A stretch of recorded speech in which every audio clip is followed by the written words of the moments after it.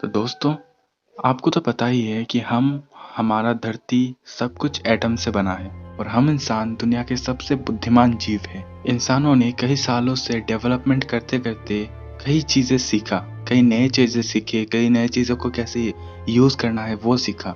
Energy को कैसे हम यूज कर सकते हैं, कैसे हम एनर्जी को स्टोर कर सकते हैं। उनमें से कुछ बहुत डेंजरस चीजें भी हैं, जैसे कि एटम को यूज करना, एटम के एनर्जी को यूज करना। लेकिन हम कैसे एटम के एनर्जी को यूज करते हैं? हमने एटम के एनर्जी को कुछ अच्छे कामों के लिए इस्तेमाल किया और कुछ बुरे कामों के लिए। एटम बम का इस्तेमाल हुआ था हिरोशिमा नागासाकी में और उससे कितना बड़ा हादसा हुआ।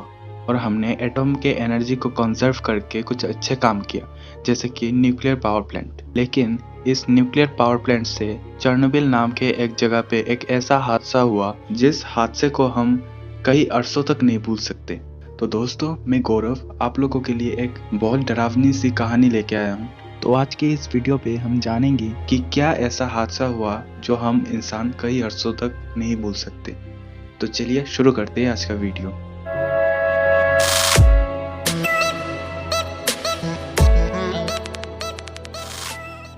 26 अप्रैल 1986 रात के करीबन 12 बजे, जगह चेरनोबिल, जो कि यूक्रेन पे है। चेरनोबिल के न्यूक्लियर पावर पॉइंट पे कुछ सेफ्टी टेस्ट चल रहे थे। वहाँ के साइंटिस्ट ये देखना चाहते थे कि अचानक से अगर इलेक्ट्रिसिटी कट हो जाए, मतलब इलेक्ट्रिसिटी बंद हो जाए, तो क्या होगा, कैसे वो मैनेज कर सकते हैं। कुछ ऐसा सेफ्टी टेस्ट चल रहा था वहाँ पे। तो उन्होंने इलेक्ट्रिसिटी काट के टेस्ट शुरू किया। लेकिन वहाँ के जो टरबाइन्स थे जो घूम के एनर्जी प्रोड्यूस करते थे, उनका पावर अचानक से घट गया इलेक्ट्रिसिटी कम होने की वजह से। फिर उन्होंने वो टरबाइन के पावर को बढ़ाने की कोशिश किया, लेकिन ये पावर इतना बढ़ चुका था कि वो बहुत ज़्यादा हीट प्रोड्यूस कर रहा था। इसके वजह से वहाँ के साइंटिस्ट ने वो टेस्ट रोकने की कोशिश किया, लेकिन उनके सुपरवाइज़र जो थे वो नहीं मान रहे थे और उन साइंटिस्ट को सुपरवाइज़र की सारे बात मानने ही पड़ेंगे। फिर वहाँ के फ्यूल रॉड्स बहुत गर्म हो चुके थे और उनको ठंडा करने के लिए जब पानी के टैंक में उनको डाला गया, कुछ ही सेकंड्स में वहाँ का सारा पानी भाप बन के उड़ गया। तभी अचानक से रिएक्टर नंबर 4 तबाह हो गया और उस न्यूक्लियर पावर पॉइंट के पास ही एक प्रिपेत नाम का छोटा सा शहर था। उस एक्सप्लोजन से जो लाइट निकल रहा था वो दूर से लोग देख पा रहे थे, लेकिन उन लोगों को ये बिल्कुल भी अंदाजा नहीं था कि आगे उनके साथ क्या होगा। उस डेंजरस से एक्सप्लोजन के बाद सारे रेडियो एक्टिव मैटर्स जो थे, सारे जो पार्टिकल्स थे, वो हवा में बिखर गए और वो तेजी से फैलने लगे। उस एक्सप्लोजन से 2 साइंटिस्ट का वहीं पे मौत हो गया था और जो लोग आग बुझाने के लिए आए थे उनका भी 4-5 दिनों में मौत हो गया। और धीरे धीरे वो रेडियो एक्टिव पार्टिकल्स आसपास के शहरों में भी चला गया था।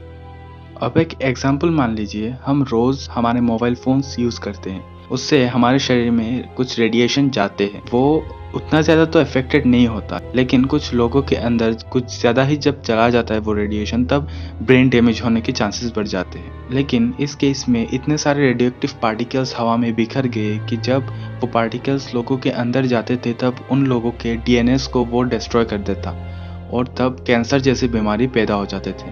और सिर्फ इतना ही नहीं, पेड़ पौधों को भी वो इफेक्ट करता था। और वहाँ की सरकार ने लोगों से झूठ कहा, मतलब जितने मात्रा में सच में रेडिएशन हवा में फैले थे उससे कई गुना कम कहा। लेकिन उन लोगों को शायद ये अंदाजा भी नहीं था कि आगे उनके साथ क्या होगा।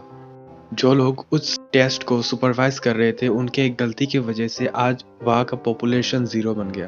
तो अब आप उसे गलती कहोगे या फिर लापरवाही, कमेंट में ज़रूर बताना। तो गाइस, बस आज के लिए इतना ही। और अगर आपको मेरा वीडियो पसंद आया तो लाइक एंड सब्सक्राइब ज़रूर करना। और एक बात, थैंक्स गाइस, आप लोगों के सपोर्ट की वजह से मेरा 100 सब्सक्राइबर पूरे हुए। आई नो ये बहुत कम है, लेकिन मेरे लिए बहुत ज़्यादा है। तो ऐसे ही सपोर्ट करते रहना, हेल्प करते रहना। चलिए मिलते हैं अगले वीडियो पे।